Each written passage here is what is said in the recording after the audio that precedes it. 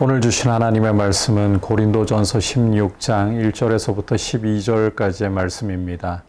성도를 위하는 연보에 관하여는 내가 갈라디아 교회들에게 명한 것 같이 너희도 그렇게 하라.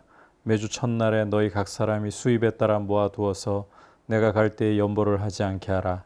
내가 이를 때에 너희가 인정한 사람에게 편지를 주어 너희의 은혜를 예루살렘으로 가지고 가게 하리니 만일 나도 가는 것이 합당하면 그들이 나와 함께 가리라. 내가 마게도냐를 지날 터이니 마게도냐를 지난 후에 너희에게 가서 혹 너희와 함께 머물며 겨울을 지낼 듯도 하니 이는 너희가 나를 내가 갈 곳으로 보내어 주게 하려 함이라.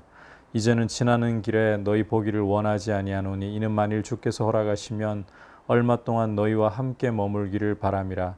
내가 오순절까지 에베소에 머물려 함은 내게 광대하고 유효한 문이 열렸으나 대적하는 자가 많음이라. 디모데가 이르거든 너희는 조심하여 그로 두려움 없이 너희 가운데 있게 하라.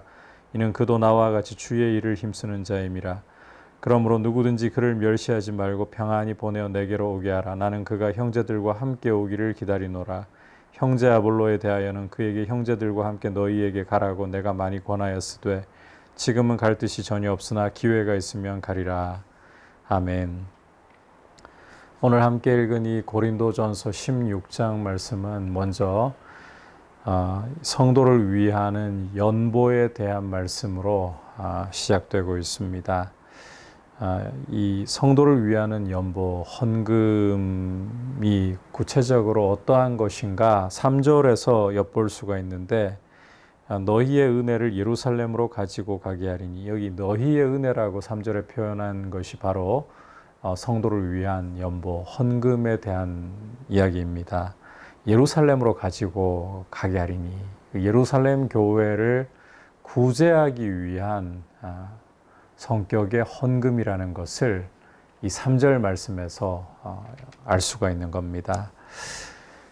예루살렘 교회가 이 어려움에 처하게 되자 사도 바울은 이방인 교회들이 이 예루살렘 교회를 도울 것을 요청했던 것 같습니다.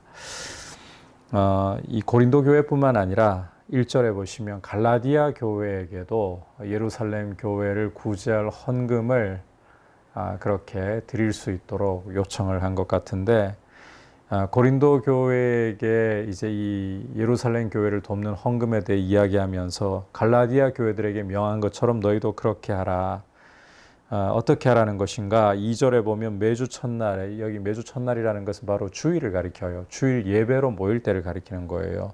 너희 각 사람이 수입에 따라 모아서 내가 갈 때 연보를 하지 않게 하라. 미리 이렇게 이 매주 모일 때마다 각자의 수입에 따라서 드릴 수 있는 대로 드림으로써 닥쳐서 급하게 바울이 오니까 아차 하고 닥쳐서 급하게 억지로 등 떠밀려서 하는 것처럼 하지 말고 자원함으로 기쁨으로 이렇게 구제 헌금을 하라.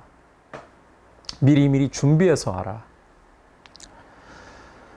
그리고 또 하나 3절에 보면 내가 이를 때 너희가 인정한 사람에게 편지를 주어서 이 헌금을 예루살렘으로 가지고 가서 전달하게 하라. 바울 자신이 이 헌금을 대신 전달해 주겠다라고 하지 않습니다. 오히려 고린도 교회가 인정한 한 사람을 위임장을 주어가지고 그렇게 전달하게 하라. 이방인 교회의 대표가 직접 가서 바울이 아니라 이방인 교회의 대표가 직접 가서 예루살렘 교회에 전달하게 해라. 이것을 통해서 사도 바울은 굉장히 중요한 일을 한 가지 하려고 하는 거예요. 이 헌금을 전달한다는 것은 이 이방인 교회가 예루살렘 교회가 어려울 때에 헌금을 전달한다는 것은 첫 번째로는 영적인 빚을 갚는 의미가 있습니다. 원래 이 구원이라는 것은 유대인에게로부터 나오는 것입니다. 그래서 이방인들은 유대인들에게 이 구원에 대해서 영적인 빚을 지고 있는 셈이에요. 따라서 이 유대인 교회가 어려움에 처했을 때 물질로 섬김으로써 그 빚을 갚는 영적인 빚에 대해서 이 보답하는 의미를 가지게 하는 것, 이게 첫 번째 이유이고, 또 한 가지는 이 이방인이 유대인을 돕기 위한 헌금을 전달함으로써 결코 하나 될 수 없던 두 세계가 이 예수 안에서, 복음 안에서 예수의 보혈로 하나가 되었다라는 것을 입증하게 하는 거예요. 원래 이 유대인과 이방인이라는 두 세계는 절대로 하나가 될 수 없는 세계였습니다.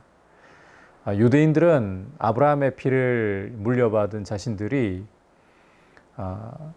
하나님의 자녀이다. 굉장한 이런 자부심을 갖고 있었죠. 이걸 소위 선민사상이라고 부르잖아요. 반대로 이 이방인에 대해서는 개와 돼지 그리고 지옥의 땔감 이런 인식을 가지고 유대인들과 이방인들은 결코 함께 한 식탁에 앉아서 밥을 먹는 일은 있을 수도 없는 일이라고 여겼습니다. 그렇게 서로 하나 될 수 없는 두 세계가 예수 그리스도의 보혈로 벽이 허물어지고 성령 안에서 이 둘이 한 세 사람을 이루어서 하나님 아버지께 나아가게 하신 것이 바로 교회예요.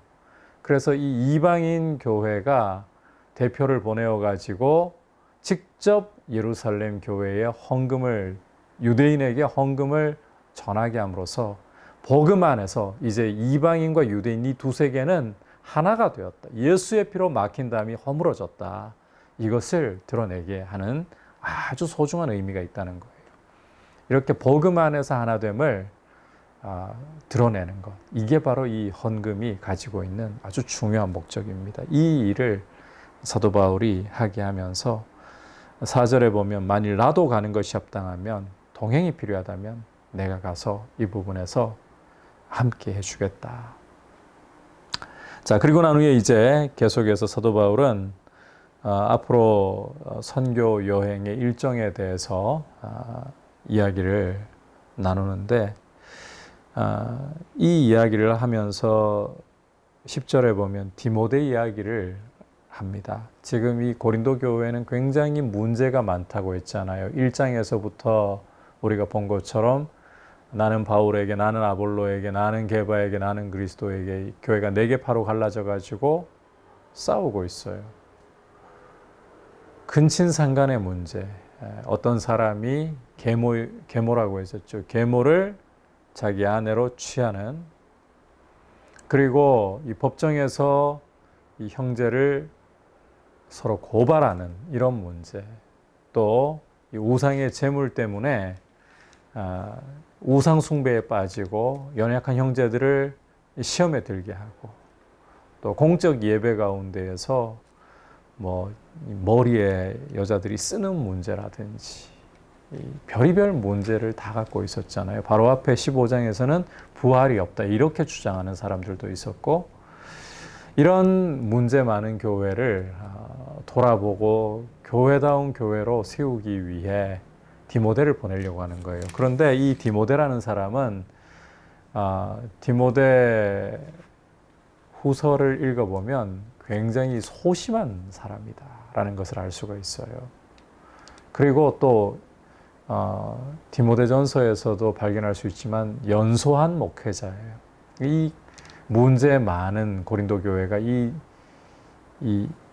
아주 소심한 목회자, 연소한 아주 젊은 이 목회자를 멸시하지 않을까, 고통스럽게 하지 않을까. 그래서 두려움 없이 너희 가운데 있게 해라.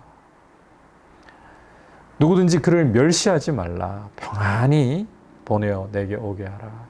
교회를 돌아보도록 그렇게 잘 돌아볼 수 있도록 두려움 없게 하고, 또 교회를 돌아보고 이렇게 바울에게 평안히 돌아올 수 있게 멸시하지 말라.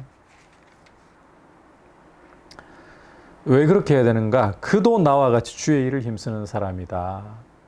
교회를 세우라고 보낼 사람이기 때문에 정말 이런 사람 존중해야 된다는 거예요. 이렇게 함으로써 고린도 교회를 세우려고 하는, 하나됨으로 교회를 아름답게 주의 뜻 가운데 세우려고 하는 이런 노력을 바울이 계속 보여주고 있는 거죠. 아볼로에 대해서도 12절에 이렇게 말씀합니다. 너희에게 가라고 내가 많이 권하였다. 하지만 아볼로가 지금은 갈 뜻이 전혀 없다. 학자들 중에는 이 아볼로가 고린도 교회가 갈라지는 이 일에 있어서 본의 아니게 자기가 원한 바 아니지만 아볼로파가 생겨버렸잖아요. 그래서 부담이 되어서 가지 않으려고 한다. 이렇게 이 말씀을 보는 학자들도 있습니다. 어쨌든 중요한 것은 이렇게 이 헌금을 통해서든 또 디모데를 보내는 일을 통해서든 바울은 교회가 주님의 뜻 안에서 하나 되어 아름답게 서 있기를 정말 바랬다는 것을 볼 수가 있습니다. 우리도 복음 안에서 유대인과 이방인이라는 이 두 세계가 합쳐질 수 없는 두 세계가 하나 되는 이런 아름다운 모습을 우리가 참 복음 안에서만 경험할 수 있는 일인데, 교회가 복음 안에서 아름답게 하나가 되기를 사모하고 또 교회를 하나로 세우기 위해 노력하는 이런 일꾼을 두려움 없도록 평안하도록 그렇게 존중하는 이러한 모습이 참 귀한 모습이라는 것 생각하고 하나를 복음 안에서 주 안에서 하나를 이루기를 힘쓸 수 있기를 축복합니다. 이제 말씀을 생각하면서 함께 기도하겠습니다. 오늘 말씀에서 보듯이 복음 안에서 하나 되는 것이 무엇보다 교회에게 중요하고 하나됨을 이루기를 힘쓰는 일꾼을 존중하는 것이 참 중요하다는 것을 우리가 보았습니다. 교회가 하나 되게 하옵소서. 복음 안에서 하나 되기를 힘쓰게 하옵소서. 그리고 이 코로나 사태가 하루속히 종식될 수 있도록 지금 수도권에서 지난 주말경에 이 교회발로 또 감염이 일어나면서 그것도 적지 않은 교회들이, 대형 교회들이 그런 감염의 통로가 됨으로써 또 교회가 많은 욕을 먹고 있습니다. 주여, 교회들이 더 이상 감염의 통로가 되지 않도록 긍휼을 베풀어 주시고 또 하루속히 코로나가 진정될 수 있도록, 그리고 남과 북이 속히 하나 될 수 있도록, 통일로 이어질 수 있도록 은혜를 주옵소서. 함께 기도하겠습니다. 하나님 아버지, 오늘 말씀을 통해서 복음 안에서 유대인과 이방인이 결코 하나 될 수 없던 두 세계가 하나가 되었음을 헌금을 통해서 드러내고 증명하게 하는 것을 보았습니다. 아버지, 이렇게 교회가 복음 안에, 주 안에 하나 되는 것이 얼마나 아름다운 일인가를 생각하고 또 고린도 교회와 같이 문제가 많고 분열되어 있는 교회를 하나 되게 하려고 목회자를 보내어서 또 하나 되게 하는 일을 힘쓸 때에 존중하라고 하는, 두려움 없이 거하게 하고 평안히 보내어 달라고 하는 이런 당부를 통해서도 교회 하나됨을 얼마나 중요하게 여겨야 하는가를 또 생각합니다. 주님, 교회가 하나 되게 하옵소서. 복음 안에서 하나 되게 하옵시고 주님의 뜻 가운데 하나 되게 하여 주옵소서.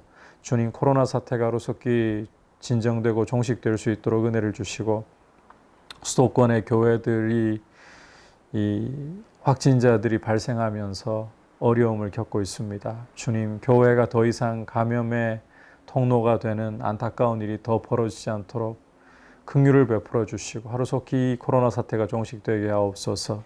아버지, 남과 북의 관계도 평화롭게 하루속히 통일을 이루고 하나 될 수 있도록 크신 긍휼로 돌보아 주시옵소서. 예수님의 이름으로 기도드립니다. 아멘.